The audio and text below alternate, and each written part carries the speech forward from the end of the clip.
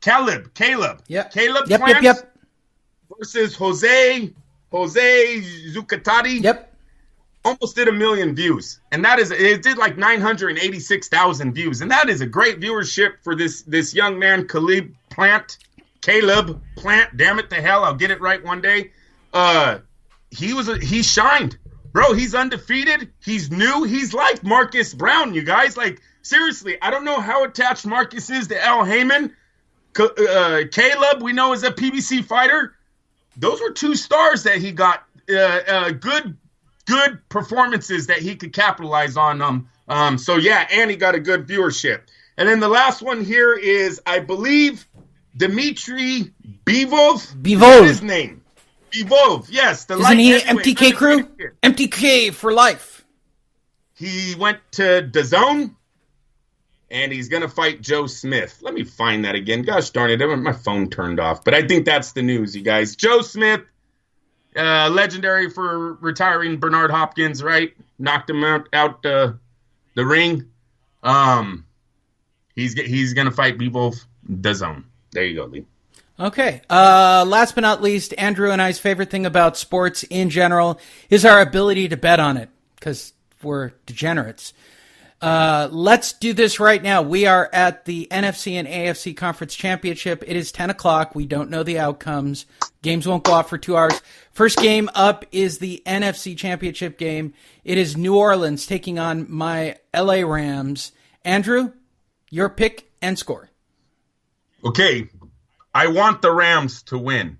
Anything that takes fans away from Mark Davis, I'm happy about.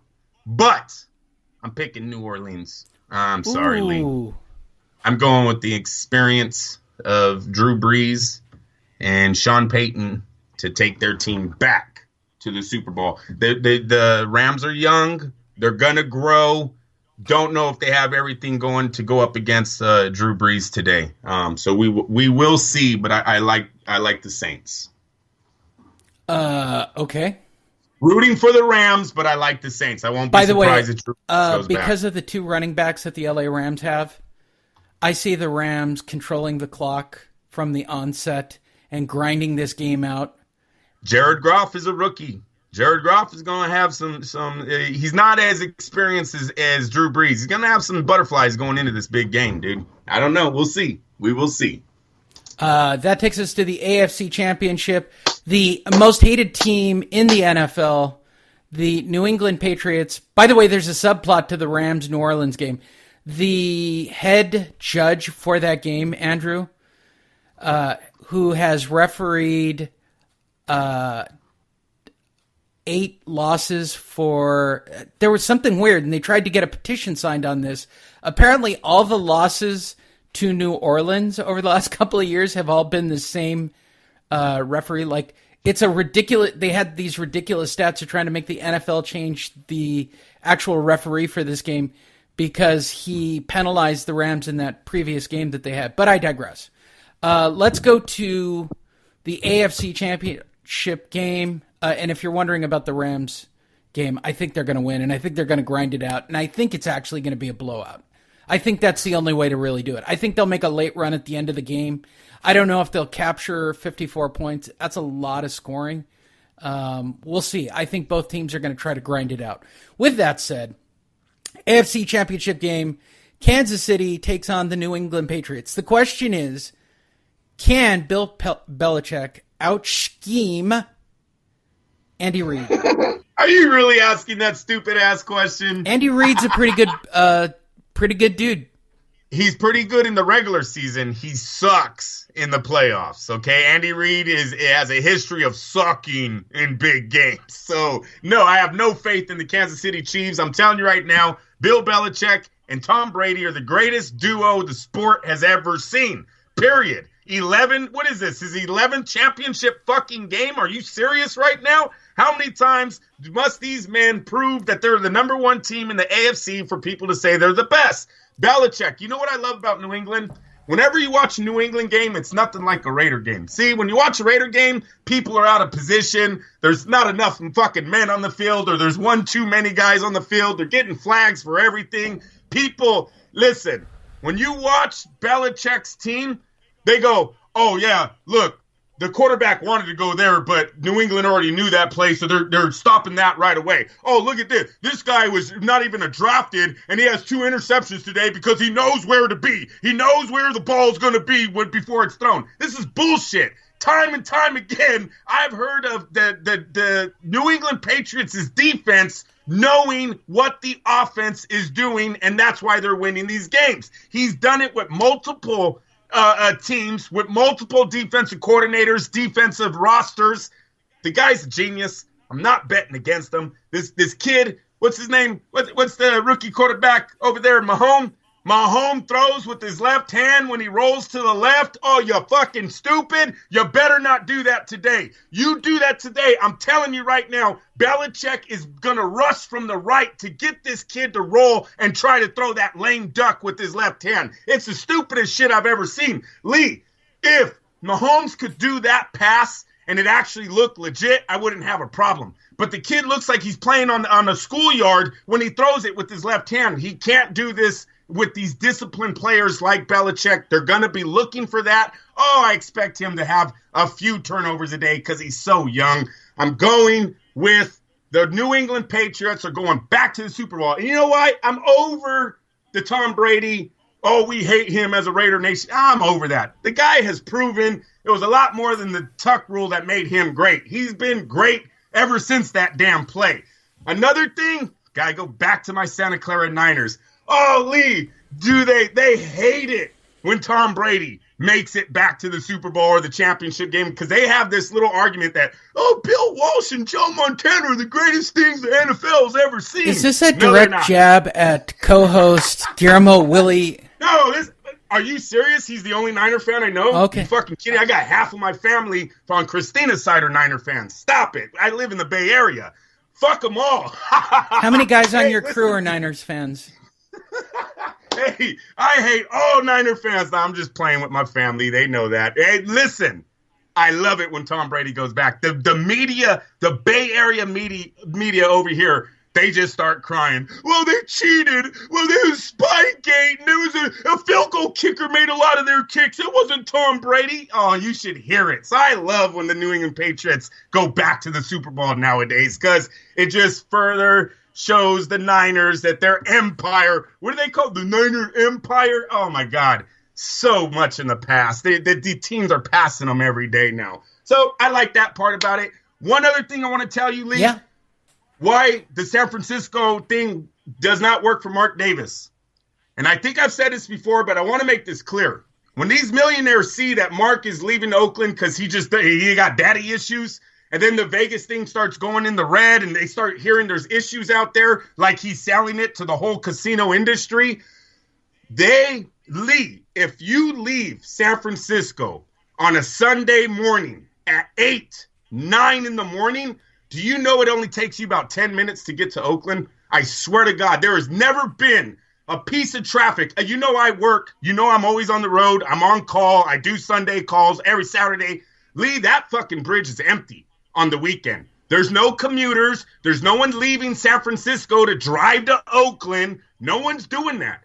When these investors, when these millionaires start seeing the money that can be made in Oakland, California on that property of 167 fucking acres of, when you put a skyscraper, you've got a straight shot at the city. You got a straight shot at the bridge that I think has 2 million light sequences. We're not even supposed to see the light show that the Bray Bridge delivers in one lifetime. It's going to go on forever, these different light shows. When they start seeing that, I'm telling you, they're going to start talking to the NFL. And the NFL, all they like are millionaires. All they like is for their pockets to get heavier.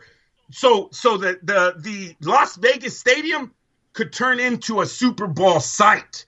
The Las Vegas Stadium could turn into the NFL's baby, not Mark Davis's. This is what he has to watch out for. Mark Davis's best scenario, get the fuck out of Oakland and get to Las Vegas as fast as you can. But you guys, because of money, because of road conditions, they are having issues out there.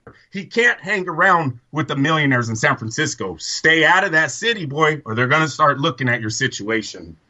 So I sent you a photo. I just had a photo handed to me of what's outside my door. For those of you who don't know, I live in a massive cat rescue. There it comes. It just came. Oh, how nice. Look He's at it. pissed off he can't get into the room. That's actually my cat, Ben. I don't know if I've ever discussed Ben on the show. Ben is the one that literally bites me and attacks me at the same time he's trying to rest in my lap. Is he from the pen also? Oh yeah. Yeah. See, you got. He's upset today because I got to shave his ass. So he's a long hair cat. So I got to shave this fucker because he doesn't groom himself. So he's covered in mats from under his chin down to his stomach. So I got to pay. He's from the streets, bro. He doesn't care about he's a grooming. thug. He's a straight thug. Hey, that's how my littlest house dog. We got her from like 3 owned. This dog's been like in 3 houses, bro. She don't give a shit. You don't pet her. She don't care. She's just happy. I got a meal. I don't got to go fight for it. Hey, her name's Chloe. She gets out. Man, we're like, where's Chloe at? She'll come back. Leave her alone. No, you got a good deal. Cats are weird because they all think they can get a better deal. Ben doesn't think that. Ben just wants to kill shit and wants attention on his terms. And I'm being guilted by my fiance, who's like, "Oh, it's sad." I'm like, "No, the fucker will get up here and unplug my headphones and like dismantle the show." He sits on my keyboard. He was actually emailing, like he had initiated email sequences on my computer the other day. One day I came in and there was nothing but code on the screen. I'm convinced cats are a lot smarter than they give themselves credit for, but I digress. I'm calling it out. We had a good show today. I'm happy with the show. Andrew got a good Raider rant off. We still have 2 more weeks of Raider rants for all of you before we go into the off season of Raider rants, getting ready for next season. I suspect that the summer rants in regards to the Raiders will be about how they should fire their head coach and start over from the ground up. But really? No way. Really? You're Gruden or die. We're going to stick with Gruden. We got to stick with one. Derek Carr's had way too many coaches, coordinators. Like, stop. The kid showed up again. His stats showed up. They said he's our future quarterback. Let's keep him there. Lee, I'm telling you right now, and I'll get done with it and be real fast. They need a face going to Las Vegas. If they are leaving in 2 years, say 2020 magically happens, they start working around the clock. And I'm going to tell you guys what. They're having troubles with the unions because I guess the contract that they signed, yeah, dude. I just love the fact that you can start right back up again on another topic about the Raiders. Like, it just doesn't end. If I went on Twitter right now and did #Raiders and just gave you a few tweets, you'd have 50 minutes on the top. Like, we could do a whole show of you going off on Raider rants. And by the way, that's why you should subscribe. Every once in a while, I'll give Andrew TMZ stuff to go off on. He is fucking awesome. There was actually, in the chat room last night, there was a strong debate of could we get Andrew to record after he's been drinking in the bar. Those are fun shows, but he's really aggressive. Yeah. He's really aggressive in what he thinks. Like, if it's a bad decision and he's been drinking, I will get a text going, "We're recording right now." Okay, bro. Whatever. And by the way, I don't have an opinion on those shows. Every time I pipe up, he's the aggressive one. They are my favorite shows by far from an entertainment standpoint. I think that covers everything. I think we get to go watch football now. I got to go make my fucking keto snacks for my continuing diet. I so want bad food, Andrew. I don't even like the sound of that. Keto. Low carb, low carb diet. Yeah, I'm trying to cut weight. For those of you that are listening for the first time, for whatever reason, I do Brazilian Jiu-Jitsu. My coach has somehow hypnotized me into believing that I should go back to the Pan Am Games again at the end of March. And my only take on that is I want to be a middleweight if I go to the Pan Ams to compete with fucking Brazilians as a stupid-ass white guy. Fucking Brazilians take Brazilian Jiu-Jitsu pretty legitimately, Andrew. That's no joke there. That's pretty liver die shit. Sounded like that guy got smoked last night on. Yeah. 32 seconds. Badu Jack did not quote how many stitches he got, but the photos are up right now. Ugh. And based on the number of stitches, I'm just ballparking. It looks like he took somewhere in the range of 40 stitches. And he should be